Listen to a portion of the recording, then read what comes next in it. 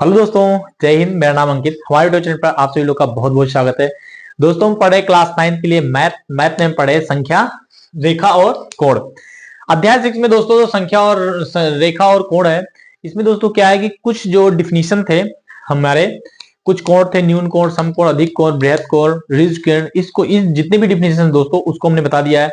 क्या है दोस्तों, मैथ पढ़ रहे हैं, वीडियो थोड़ा लॉन्ग हो रहा है, तो आप लोग ये मत देखिए कि वीडियो लॉन्ग हो रहा है। दोस्तों क्या है, जिस वीडियो में क्वालिटीज होंगी वो वीडियो आपके लॉन्ग होंगे, आपको समझ में आना चाहिए। ये नहीं देखना है कि कौन लॉन्ग है कौन शॉर्ट है। ओके दोस्तों, तो वीडियो कुछ लॉन्ग बट हो रहे हैं, लेकिन ये है कि जो चीज मैं बता रहा हूं उसको परफेक्ट बता रहा हूं। ओके दोस्तों, तो आप लोग अगर मेरे चैनल पे आप पहली बार आए हैं तो वीडियो को लास्ट तक जरूर देखें। आप जब तक लास्ट तक नहीं देखेंगे दोस्तों कोई वीडियो को, तब तक आप कैसे जान पाएंगे कि कोई इंसान कैसे पढ़ा रहा है, ठीक पढ़ा रहा है, नहीं ठीक पढ़ा रहा है। ओके दोस्तों, तो इसमें हमारे कुछ नियम जो थे वो बाकी थे, उन नियम को भी मैं बता रहा हूं।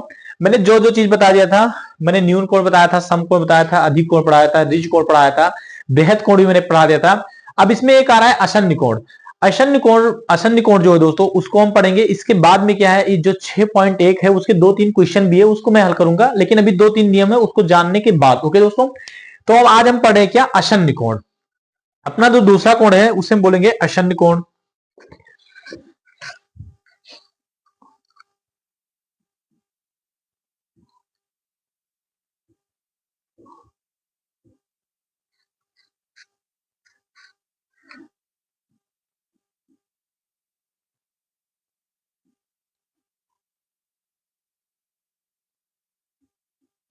ओके दोस्तों, आसन्न कोण, इसमें क्या है, आसन्न कोण जो है दोस्तों, आसन्न कोण में क्या करना है आप लोग को, इसमें ऐसे दो कोण, इसमें ऐसे दो कोण आपको लेना है जिनको आसन्न कोण आप उसी को बोल देते हैं जिसके आप दो कोण लें, लेकिन उसका एक शीर्ष जो हो वो उभयनिष्ठ हो, मतलब कॉमन हो, मतलब दोनों में कोई ऐसा एक शीर्ष हो जाए जो कॉमन मिल जाए, उसे हम बोल देते हैं क्या, आसन्न कोण। तो आसन्न कोण अगर लिखना है, आसन्न कोण वो कोण है, आसन्न ऐसे दो कोण जिनमें एक भुजा उभयनिष्ठ हो, उसे हम बोल देते हैं क्या, आसन्न कोण। आप लिख सकते हैं ऐसे दो कोण, ऐसे दो कोण जिनकी जिनकी एक भुजा, एक जिनकी एक भुजा, यहां पे लिख रहा हूं दोस्तों, जिनकी एक भुजा उभयनिष्ठ हो, उभयनिष्ठ हो, उसे आसन्न कोण कहते हैं, उसे आसन्न कोण कहते हैं। मोस्ट इंपॉर्टेंट है दोस्तों, आसन्न कोण कहते हैं। इसमें और कुछ बढ़ाना चाहो, ऐसे दो कोण जिनकी एक भुजा उभयनिष्ठ हो उसे आसन्न कोण कहते हैं, उसे क्या कहते हैं, आसन्न कोण कहते हैं। आसन्न कोण में एक चीज और आपको बता, एक चीज और जानना बहुत जरूरी दोस्तों, आसन्न कोण, आसन्न कोण में जो उभयनिष्ठ भुजा हो और जो भुजाएं उसकी उभयनिष्ठ ना हो, उभयनिष्ठ भुजा के विपरीत होना चाहिए। देखो दोस्तों, मैं इसको बता रहा हूं कैसे। देखो, अगर मैं एक कोण बना रहा हूं, ओके, ये कोण, इसकी एक भुजा, ओके, मान लिया इसको मान रहे हैं वो, इसको मान रहा हूं बी, इसको मान रहा हूं सी, और इसको मान रहे हैं क्या, डी। ओके दोस्तों, एक कोण ये है आपका और एक कोण ये है। ओके, दो कोण हो गए। इसमें क्या है दोस्तों, देखो, आपको मैं एंगल लिखना बताया था कि आप एंगल को किस तरह लिखेंगे। देखो दोस्तों, इसमें क्या है, आपको अगर ये एंगल नोट करना है, देखो इस एंगल में क्या है, एंगल आपको लेना है बी वो डी, एंगल बी वो डी, ओके, तथा एंगल सी वो डी, एंगल सी वो डी। ओके, अब इसमें आप देख रहे हो जो ओडी यहां पे है वही ओडी यहां पे। ओके, तो इन दोनों में दोस्तों बार बार क्या आ रहा है, ओडी आ रहा है। तब ऐसे दो कोण जिनकी एक भुजा उभयनिष्ठ हो और उनके एक शीर्ष भी उभयनिष्ठ हो, देखो इसका शीर्ष भी एक ही है ना दोस्तों, जो वो है वो एक ही शीर्ष है और एक भुजा है, तो इसको हम क्या बोल देते हैं, आसन्न कोण बोल देते हैं। ओके दोस्तों, इसको हम क्या बोल देंगे, आसन्न कोण। में ऐसे दो कोण जिनकी भुजा उभयनिष्ठ हो उसे हम क्या बोल देते हैं, आसन्न कोण, और उनके शीर्ष भी क्या हो, उसका शीर्ष भी उभयनिष्ठ हो। ओके दोस्तों, तो ये क्या जा रहा है, आसन्न कोण। आसन्न कोण के बारे में देख लीजिए, इसको आप लोग लिख लीजिए, इसको मैं मिटा दे रहा हूं।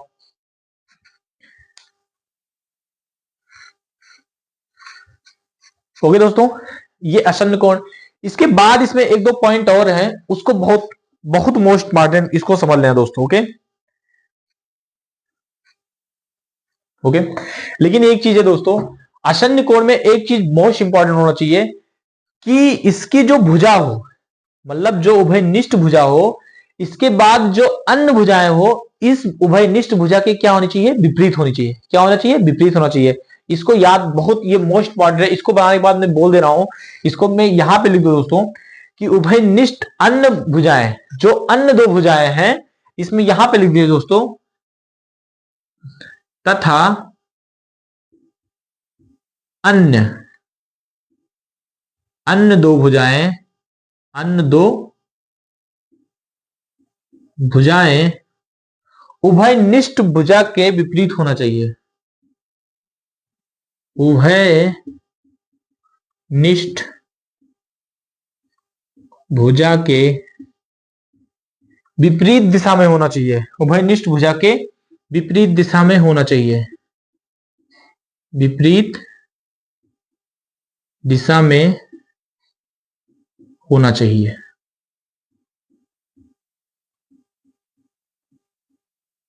ओके दोस्तों, ये इंपॉर्टेंट है, ये नोट आप डाल के लिख लो।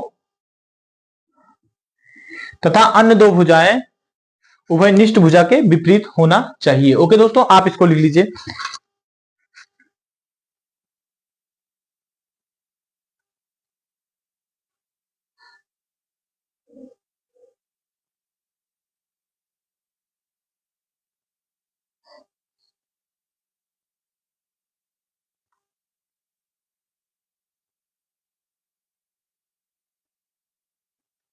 ओके दोस्तों, अब इसमें देखो, ये हो गया। अब इसका जो एंगल है दोस्तों, आप देख रहे हो कि जो एंगल यहाँ पे एक चीज मैं और समझा रहा हूं, इसको मिटा दे रहा हूं दोस्तों। उसके बाद में आसन्न कोण के बारे में कुछ बता दे रहा हूं। ओके, इसको मिटा दे रहा हूं।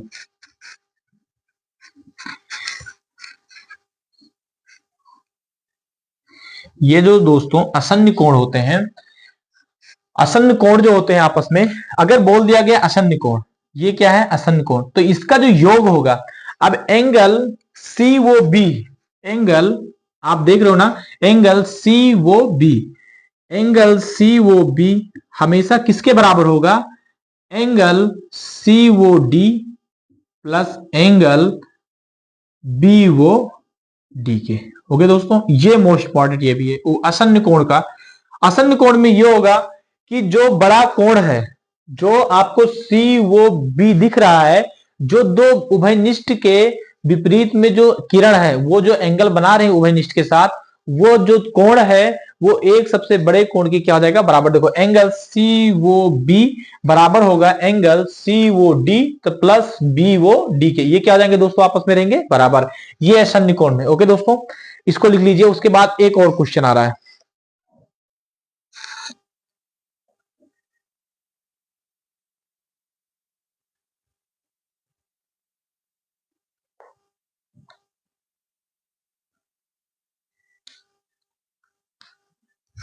ओके दोस्तों, इसको मिटा दे रहा हूं। इसमें एक आ रहा है दोस्तों आसन्न कोण से ही। ओके, मैं समझा दे रहा हूं उसको, आसन्न कोण से ही। इसमें क्या है दोस्तों, आसन्न कोण इसको आप बोल दिए।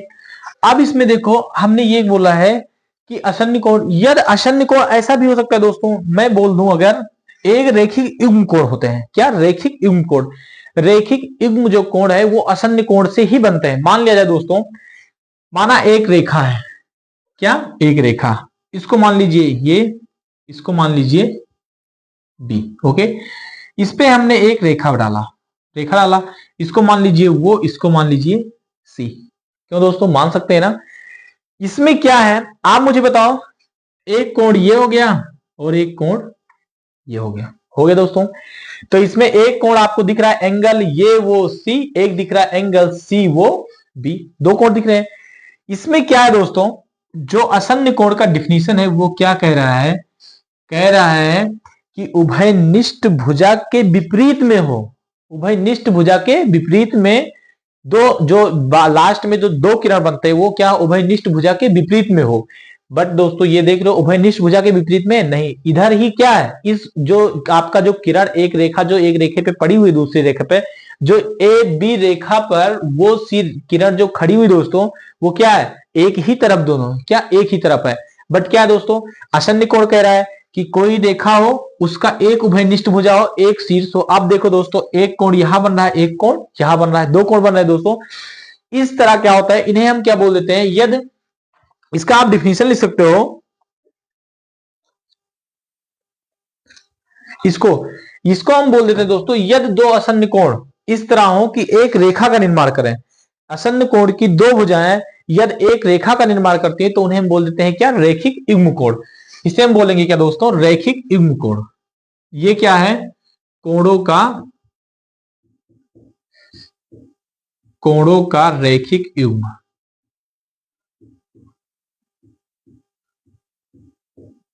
रैखिक युग्म, इसमें क्या करेंगे, कोणों का रैखिक युग्म। और इसमें दोस्तों जो आपका कोण हो जाएगा वो क्या होगा, देखो एंगल ए वो बी, एंगल ए वो बी बराबर किसके होगा, एंगल ए वो सी प्लस एंगल सी वो बी के हो गए दोस्तों। इसे बोलते हैं कोणों का रैखिक युग्म। और जब दोस्तों आपको मैं बताया हूं, मैं रिज कोण जब पढ़ाया था, जब एक रेखा बन रही है उस पे हम कुछ भी डाल लें तो इस पे जो ये आ रहा है इनका योग कितना होता है, 180 अंश। ओके, तो रैखिक युग्म जो है दोस्तों, रैखिक युग्म के कोणों का योग कितना होता है, 180 अंश। तो इसको हम क्या बोलेंगे, रैखिक युग्म। और इनका जो एंगल ए वो बी होगा दोस्तों, एंगल ए वो जो बी होगा इसका योग कितना हो जाएगा, 180 अंश।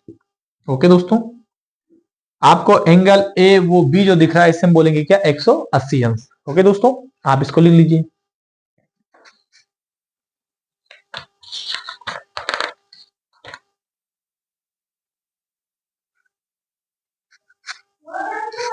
मिटा दे दोस्तों इसको। इसके बाद इसमें क्या है, मिटा दे रहे हैं। इसमें एक पॉइंट और है, उसको जान लीजिए बस। ओके, आप लोग रेखा से परिचित हैं। रेखा उसे कहते हैं एक ऐसी दूरी या ऐसी लाइन या ऐसी लंबाई जो चौड़ाई रहित हो, उसे हम बोल देते हैं क्या है, रेखा हो। क्या है, रेखा है। इसमें एक आता है शीर्षाभिमुख कोण। क्या, शीर्षाभिमुख कोण। अब शीर्षा जो भिमुख कोण है, शीर्षाभिमुख,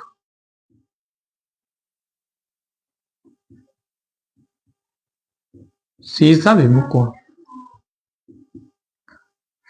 ऐसी दो किरणें जो एक दूसरे को काटती हैं तो उनके कटान बिंदु पे जो कोण बनता है वो आपस में बराबर होते हैं, उसी हमको क्या बोल देते हैं, शीर्षाभिमुख कोण। देखो दोस्तों इसमें क्या है, ऐसी दो रेखाएं जो एक दूसरे को जिस बिंदु पर काटती हैं उस कटान बिंदु पर जो कोण बनते हैं उन्हीं को हम क्या बोलते हैं, शीर्षाभिमुख कोण। देखो दोस्तों इसमें आप लिख सकते हो, शीर्षाभिमुख कोण में ऐसी दो रेखाएं, इसमें लिखो ऐसी दो रेखाएं, ऐसी दो रेखाएं जो ऐसी दो रेखाएं जो किसी एक बिंदु पर प्रतिच्छेद करें, जो किसी, ऐसी दो रेखाएं जो किसी एक बिंदु पर प्रतिच्छेद करें, एक बिंदु पर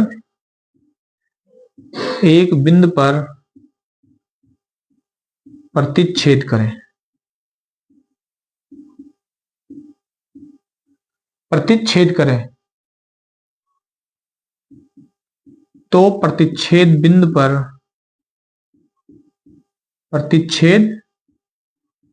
पर बने कोण को, प्रतिच्छेद बिंदु पर बने कोण को शीर्षाभिमुख कोण कहते हैं। शीर्षाभिमुख कोण कहते हैं, कोण कहते हैं। यहां भी लिख लो, ये कोण ये कोण आपस में बराबर होते हैं।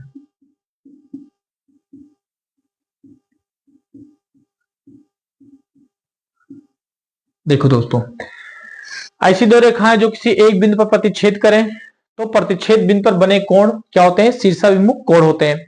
इसमें क्या है दोस्तों, जो शीर्षाभिमुख कोण है, शीर्षाभिमुख कोण में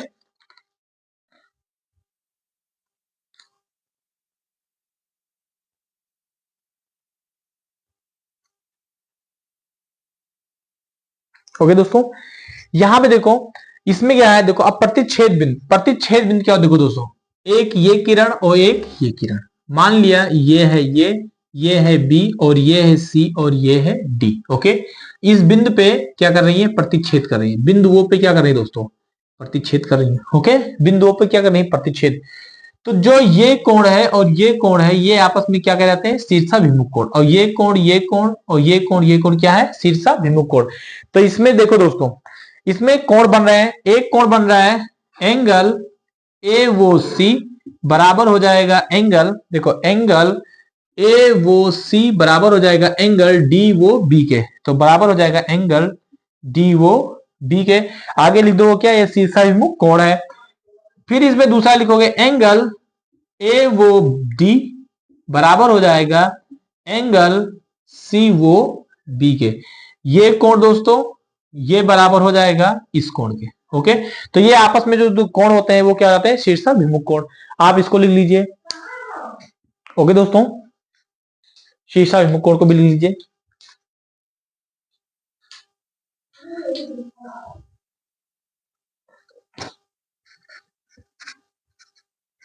इसके बाद क्या है दोस्तों, इसको मैं मिटा दे रहा हूं। ओके, आप लोग लिख लीजिए, स्क्रीनशॉट लीजिए। ओके दोस्तों,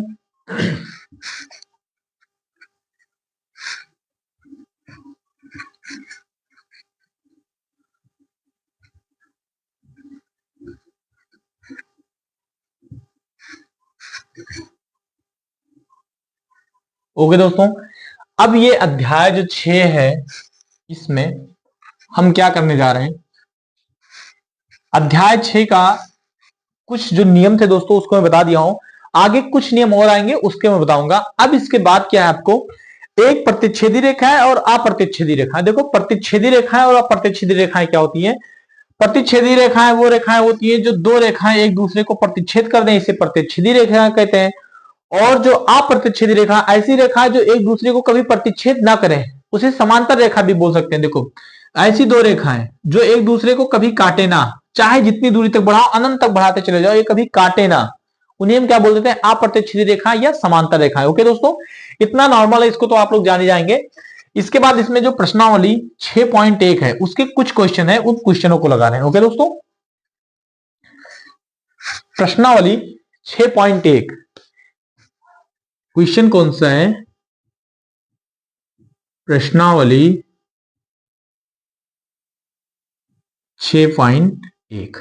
ओके, प्रश्नावली 6.1 जो है दोस्तों, उसका जो पहला नंबर का क्वेश्चन है, देखें इसके पहले क्या है दोस्तों, कुछ अवधि है, कुछ अवगिरते हैं, उसको भी जान ले तो और इंपॉर्टेंट, थोड़ा और ठीक रहेगा। इसमें कुछ अवगृहित हैं। इसमें एक है जिसको हम परिमेय बोल सकते हैं, आप परिमेय डाल के इसको याद कर लो। यदि एक किरण एक रेखा पर खड़ी हो, क्या? यदि एक किरण, देखो दोस्तों कह रहा है यदि एक किरण, ये कोई किरण है, यदि एक किरण एक रेखा पर खड़ी हो, एक रेखा पर खड़ी हो, माना एक किरण ए वो बी, इस पे एक किरण जो एक रेखा पर खड़ी हो, तो इस प्रकार बने दो आसन्न कोणों का योग 180 होगा, जो अभी मैं बताया हूं।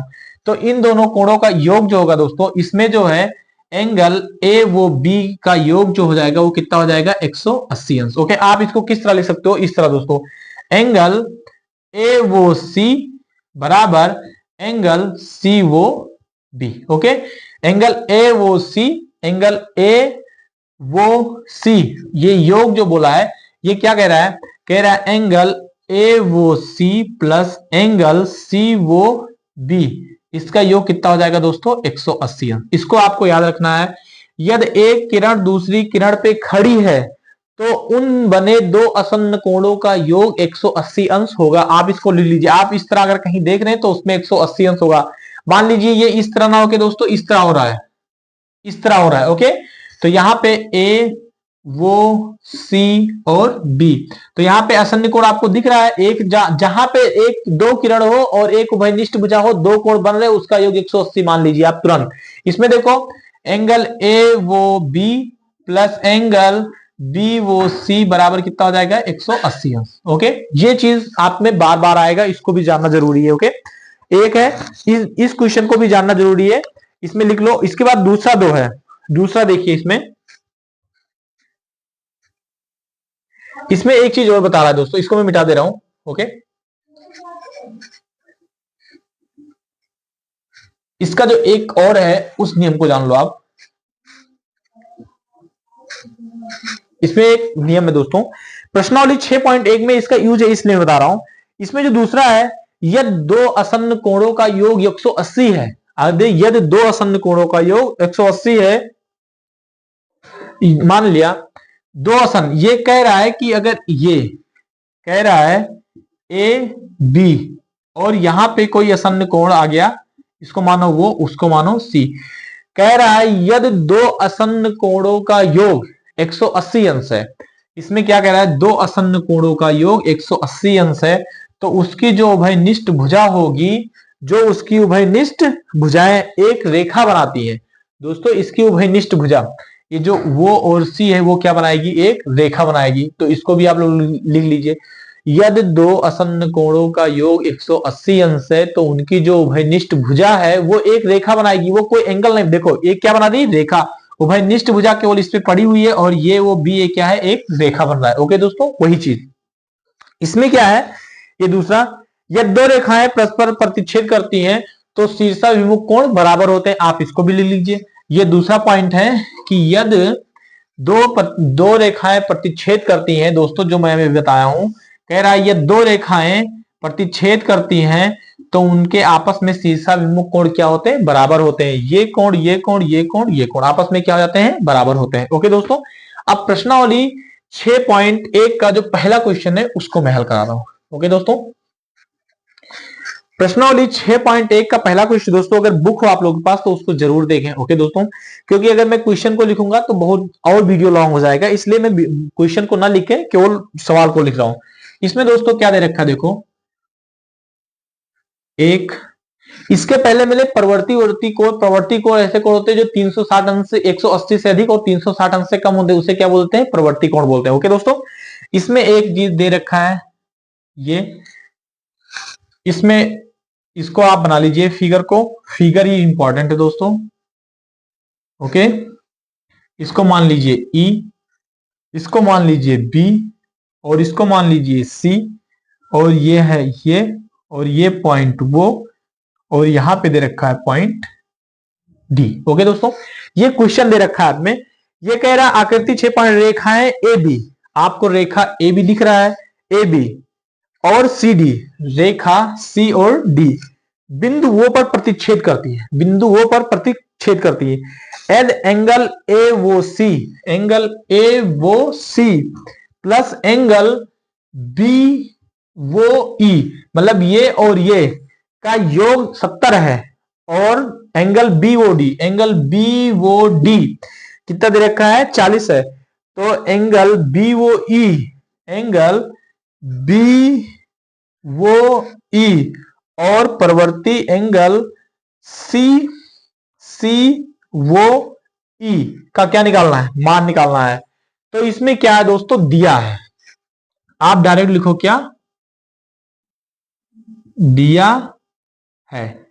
अब दिया है में क्या दे रखा दोस्तों, दिया है एंगल ए वो सी प्लस एंगल बी वो ई इक्वल टू कितना दे रखा है दोस्तों, 70 अंश। ओके, फिर कह रहा है एंगल बी वो डी इक्वल टू कितना दे रखा है, 40 अंश। ओके दोस्तों, आपको निकालना क्या है, आपको ज्ञात करना है एंगल बी वो ई आपको ज्ञात करना है दोस्तों,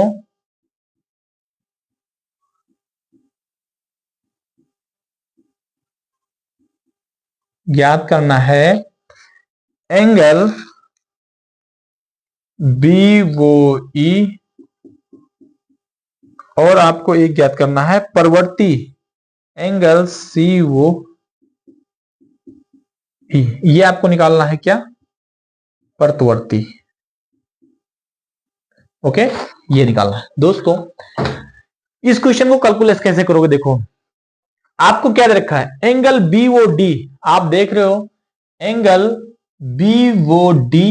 अब देखो दोस्तों, यहां पे एक रेखा ये है, एक रेखा ये है, तो ये दोनों रेखाएं आपस में क्या हो रही है, प्रतिच्छेद कर रही है। जब प्रतिच्छेद कर रही हैं तो इसमें ये जितना एंगल होगा वही एंगल ये होगा, होगा दोस्तों।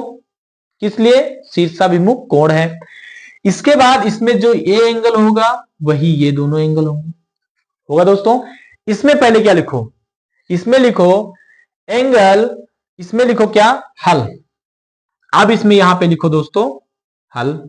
हल में क्या लिखोगे, एंगल AOC, एंगल AOC बराबर होगा किसके, एंगल BOD के। किसके बराबर होगा, एंगल BOD के।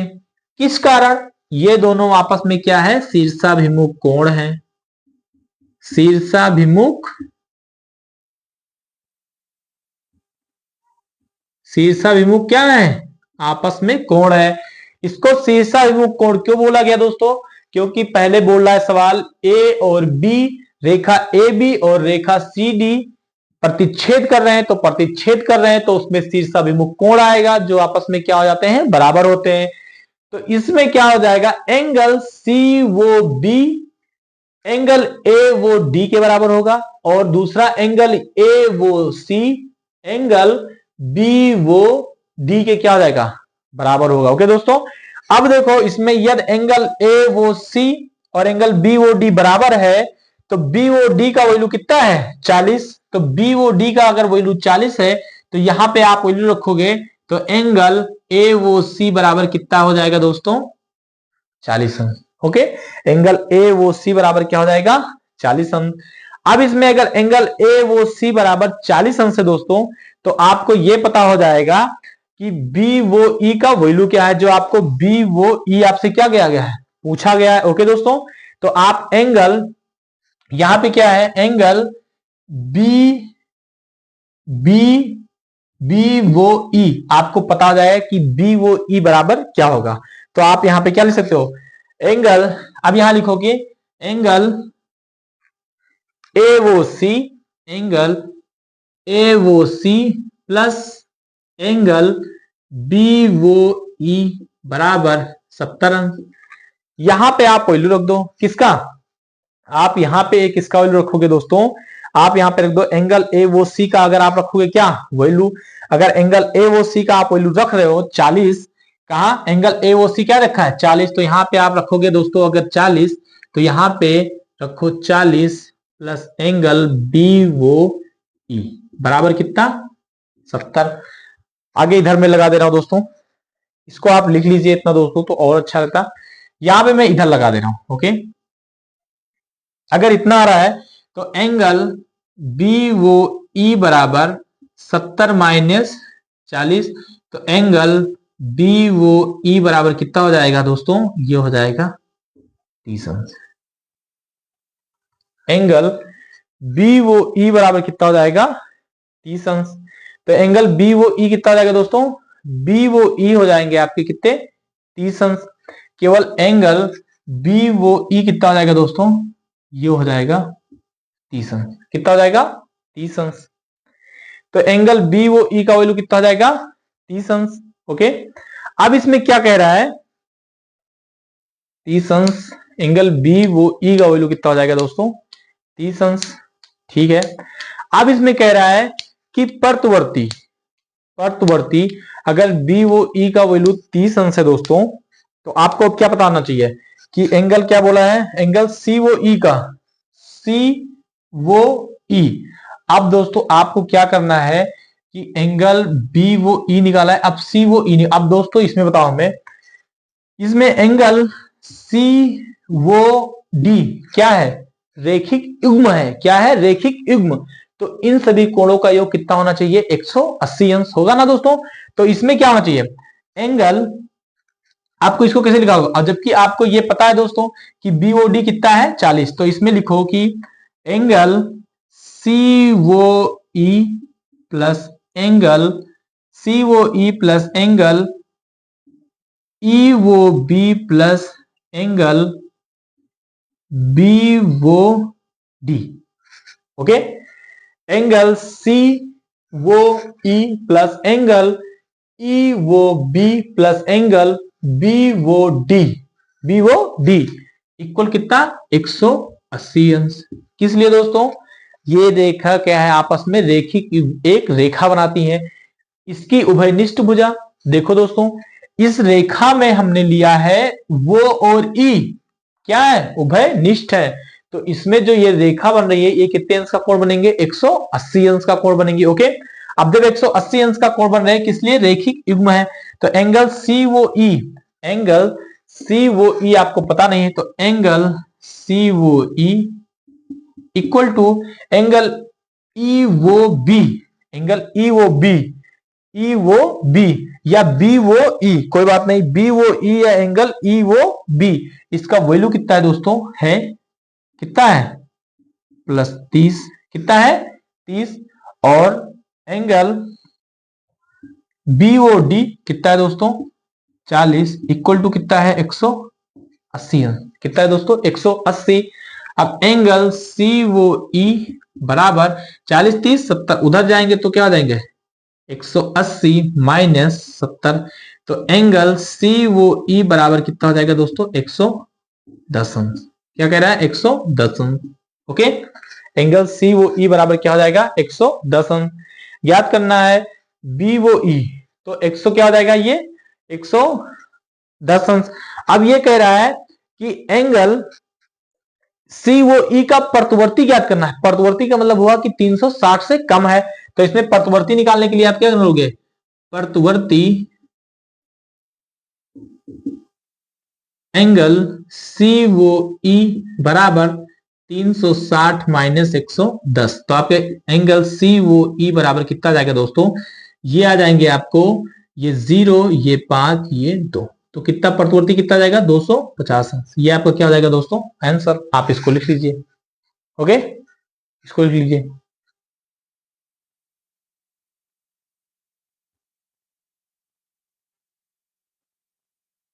ये आप नोट कर लीजिए, ये आपका क्या दोस्तों जो पूछ रहा था वो आपका आंसर आ गया, आप इसको नोट कर लीजिए।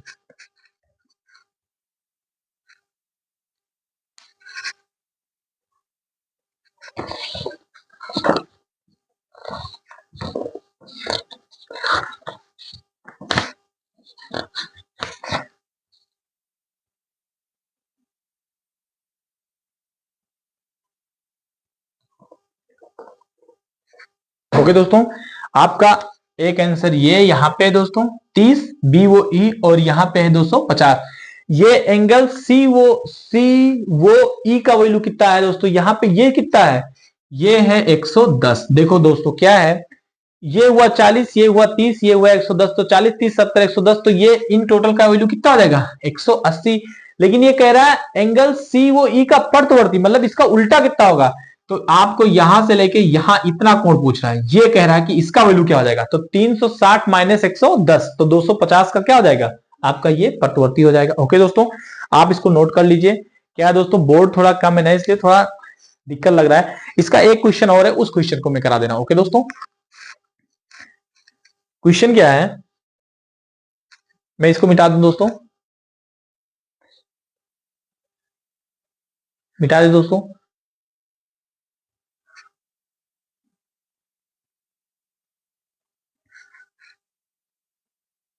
मिटा दे रहा हूं। ओके दोस्तों,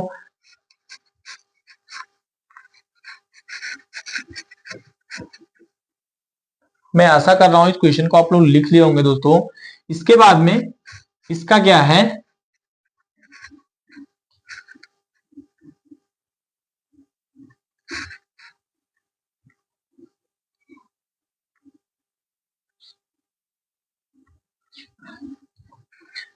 इसमें क्या दोस्तों, प्रश्नावली 6.2 का दूसरा क्वेश्चन क्या कह रहा है, देखो दूसरा क्वेश्चन जो है, दूसरा क्वेश्चन कह रहा है कि आकृति 6.14 में रेखाएं एक्स वाई, क्या एक्स वाई और एम एन, एम एन रेखा बोल रहा है, प्रतिच्छेद कर रहा है, बिंदु वो पर प्रतिच्छेद करती है, फिर प्रतिच्छेद करती है, यदि एंगल पी वो वाई 90 है और ये अनुपात बी इक्वल टू इतना है तो सी ज्ञात कीजिए। ये क्या कह रहा है दोस्तों, देखो यहां में फिगर बना रखा है, मैं फिगर बना दे रहा हूं। ओके दोस्तों, ये कह रहा है, इसके बाद एक रेखा यहां पे काट रही है और यहां पे दोस्तों एक है, इसका वैल्यू क्या दे रखा है, कह रहा है ये 90 है। ओके दोस्तों, ये जो है आपका x है, ये है y और ये है आपका p और ये क्या है m, ये है वो और ये है n।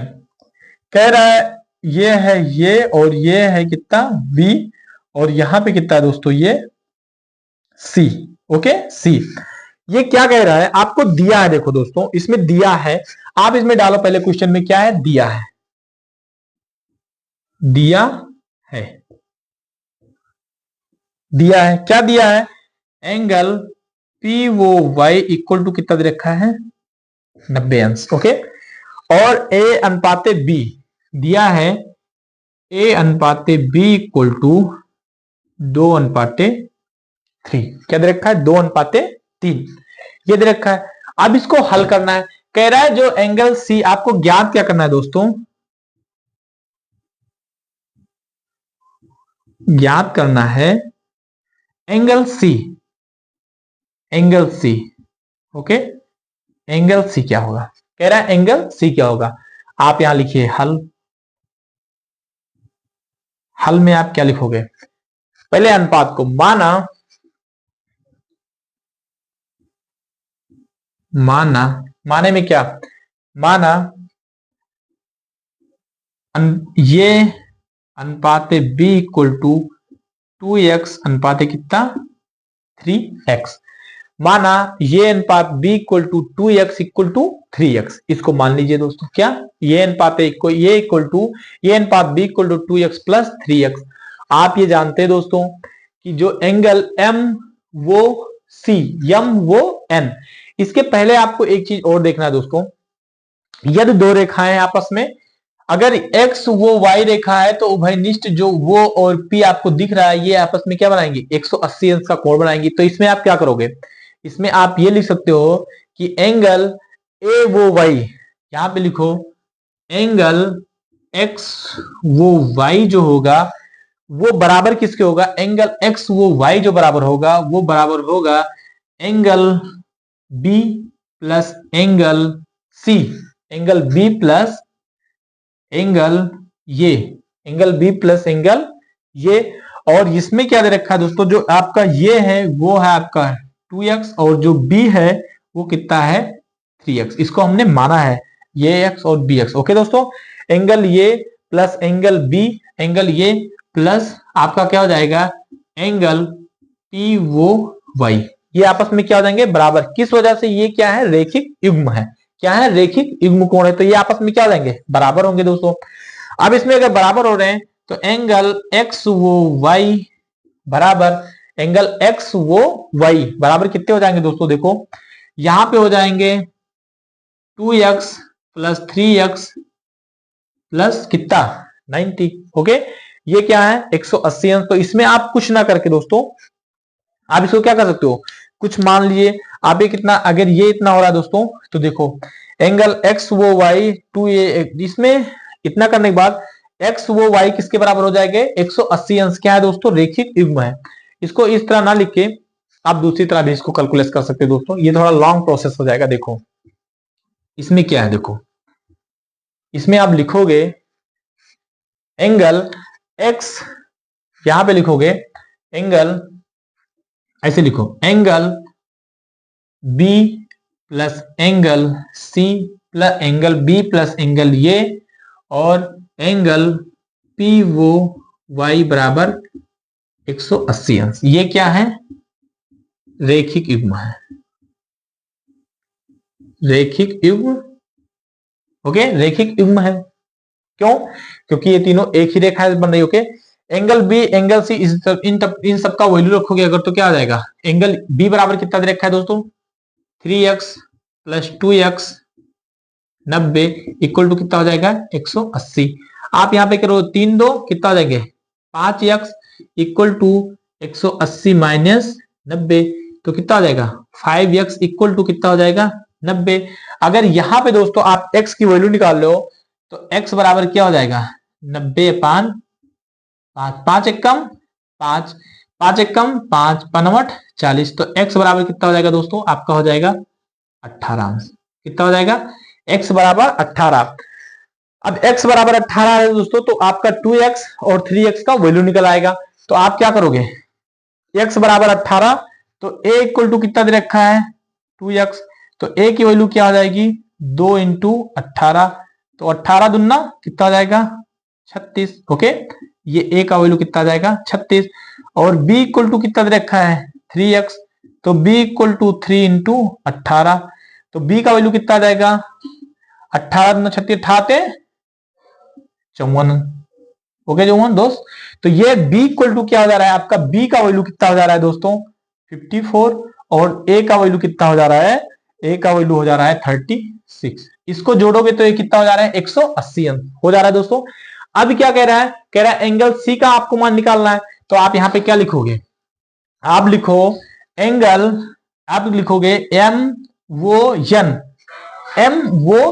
ये क्या है रैखिक युग्म है कितने अंश का कोण बनाएंगे 180 अंश का कोण बनाएंगे। तो आप इसमें क्या लिख सकते हो इसमें लिख सकते हो एंगल M वो x क्या लिखोगे चाहे आप लिखो एंगल M वो x प्लस एंगल x वो n x वो m वो x प्लस एंगल x वो n बराबर किसके होंगे 180 अंश के। किस लिए ये आपस में क्या है रैखिक युग्म कोण है।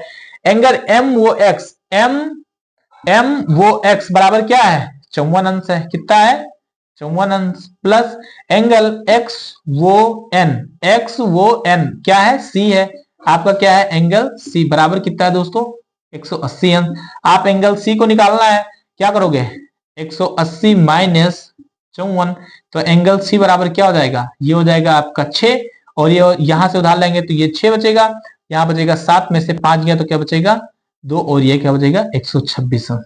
तो एंगल C बराबर आपका क्या हो जाएगा दोस्तों 126 अंश।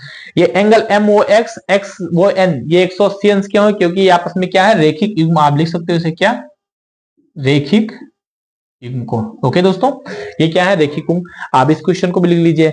ये b बराबर 54 a बराबर 36 और c बराबर 126 अंश। ओके दोस्तों इसका मैं आंसर देख ले रहा हूं।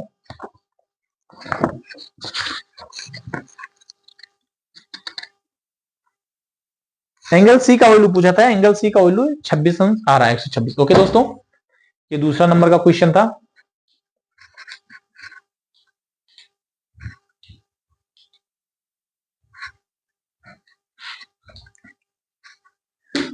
इसको आप लोग स्क्रीनशॉट ले लीजिए दोस्तों या आप इसको लिख लीजिए। ओके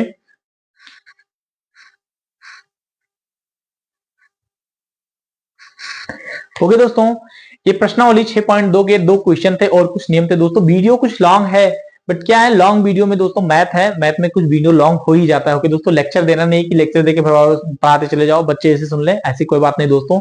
इसको क्या है थोड़ा टाइम लगेगा इसको समझाना भी पड़ता है। ओके दोस्तों यदि हमारे चैनल पे आप पहली फर्स्ट टाइम विजिट कर रहे हैं दोस्तों तो अगर वीडियो पसंद आया हो तो आप इसको लाइक सब्सक्राइब शेयर जरूर करें और अगर मेरे चैनल पे पहली बार हो तो उसको आप सब्सक्राइब भी करें। ओके दोस्तों जब तक के लिए अब इसके बाद में क्या है जो प्रश्नावली 6.2 का है इसमें 3 4 5 6 7 जो क्वेश्चन है इसको एक साथ में वीडियो बनाऊंगा। ओके दोस्तों अगर आप इसके पहले अगर कोई मेरा एक वीडियो जो है प्रश्नावली 6.1 से पहले जो अध्याय 6 मैंने स्टार्ट किया रेखाखंड को उसमें कुछ परिचय बताया है उस परिचय को भी जानना क्या दोस्तों मोस्ट इंपॉर्टेंट आप लोग के लिए। तब तक के लिए क्या जय हिंद जय भारत।